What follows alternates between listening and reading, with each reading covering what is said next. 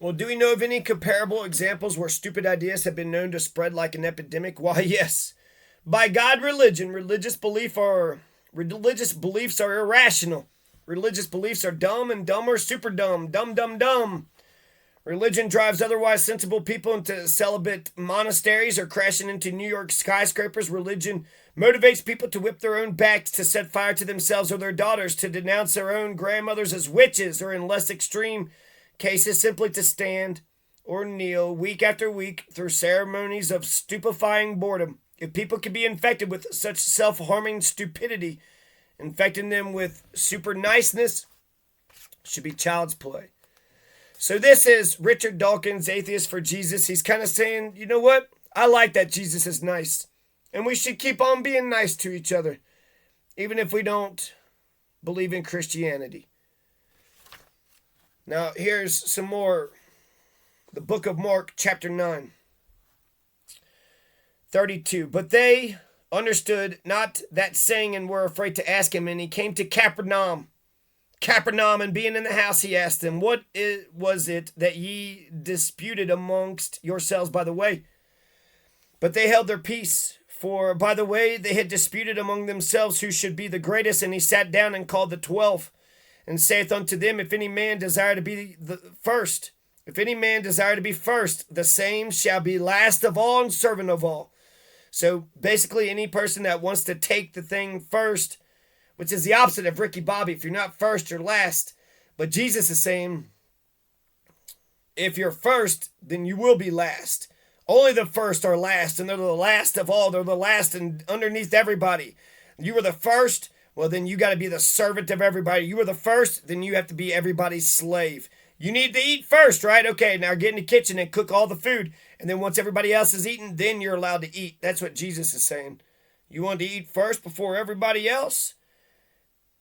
And he took a child and set him in the midst of them, and he had taken him in his arms, and he said unto them, whoever shall receive one of such children in my name receiveth me, and whosoever shall receive me receiveth not me, but him that sent me. And John answered him, saying, Master, we saw one casting out devils in thy name, and he followed not us, and we forbade him, because he followeth not us. But Jesus said, forbid him not. For there is no man which shall do a miracle in my name that can lightly speak evil of me. For he that is not against us is on our part. I like that. There is no man which shall do a miracle in my name that can lightly speak evil of me. Don't you think that you can even lightly speak evil of me? For whosoever shall give you a cup of water to drink in my name, because ye belong to Christ, verily I say unto you, he shall not lose his reward. And whosoever shall offend one of these little ones that believe in me, it is better for him that a millstone were hanged about his neck, and he were cast into the sea. And if thy hand offend thee, cut it off. It is better for thee to enter into life maimed than having two hands to go into hell, into the fire that never shall be quenched. If your hand offends you, you got to chop it off. How come I see all these Christians with two hands? All these Christians walking around with two hands, 2 feet, 2 ears. Maybe that's why that one painting, Van Gogh, maybe that's why he chopped off his ear. My ear offends me. Get the hell out of here, ear. I'm offended, you stupid ear. What the hell? Well, if I go to hell, it's better to go to hell maimed than having an offensive ear. A sinful ear, an ear that's been bedeviled. Hey! This man needs an exorcist. He's got a demon in his ear. Where their warm dieth not, and the fire is not quenched. And if thy foot offend thee, cut it off. It is better for thee to enter halt into life than having 2 feet to be cast into hell, into the fire that shall never be quenched. Motherfucker, if I have to dance in a fire, I'd want both of my feet. If I want to dance and do some break dancing, I'm going to need my hands and my feet. Jesus Christ, you're sending me to fucking hell. Goddamn, I need my hands and feet. God, Jesus, who is this piece of shit? Where their warm dieth not, and the fire is not quenched. And if thine eye offend thee, pluck it out. It is better for thee to enter into the kingdom of God with one eye than having 2 eyes to be cast into hellfire. Where their warm dieth not, and the fire is not quenched. For everyone shall be salted with fire, and every sacrifice shall be salted with salt. Salt is good.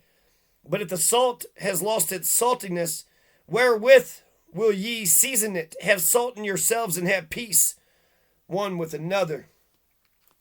So that's about as clear as mud. What the hell is Jesus even trying to tell us? We should fight revolutions for elections. We should fight revolutions for constitutions and Bill of Rights and 3 branches of government, federalism, and the rule of law. Is that what Jesus is saying? We should fight for a revolution for a rule of law? If that's what he's saying, then I understand that. That makes a ton of sense. But at the very end, he kind of got crazy there. There was an exorcism, and, he's just kind of being like preachy. He does seem like a nice guy. I used to really like Jesus. I used to say that I was an atheist with the Jesus complex, but I'm getting past that, to be honest with you. I think that's a good first step, but an atheist with the Jesus complex, Jesus isn't that good of a person. He's sitting there saying, it's better for you to chop off your hands and feet and pluck out your eyes. It's better for me to pluck out my eyes and chop off my hands and chop off my feet. Most of the Christians that I see, they keep their fucking bedeviled hands and bedeviled ears and bedeviled feet. And exorcism, it's all horse shit. So I like the nice guy stuff. I like to turn the other cheek and give poor people, a coat. And if they're cold, if they're hungry, give them something to eat. I like all that stuff. That's logical, and that's something I can understand. The miracles make it stupid. And that maybe that's, he's magical. He does magic tricks. So he's David Copperfield. That's bullshit. It's lies. And it's only meant to make the stupid fucking, what? He walked on water, and he made all that bread out of nothing. And he got them devils out of them people. When nobody else could get the devil out of the people, he did it. I like that he cares about the people and he wanted them to be fed. I care that he tells people to care about one another. I like all that stuff. But this crazy shit, chopping off your leg, chopping off your hand, chopping out your eye. I mean, I want to think that there's a fucking movie or something where somebody chopped out their eye because, that's what Mark said. Mark said, I got to gouge out my own eye.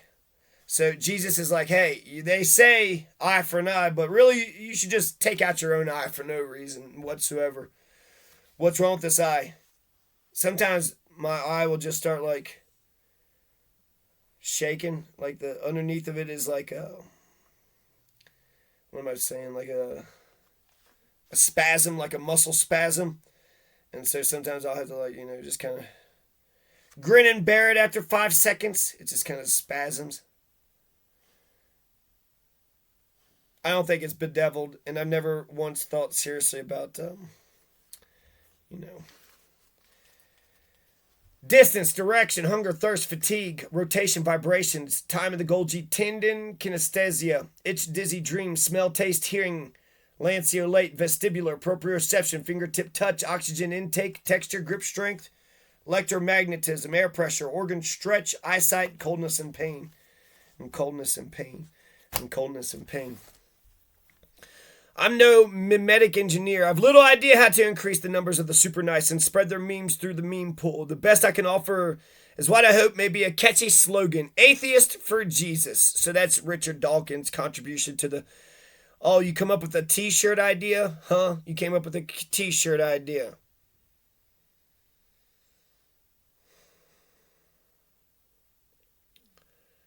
Atheist for Jesus. Is Jesus even real? How about atheist for super nice people? We don't need Jesus to be good.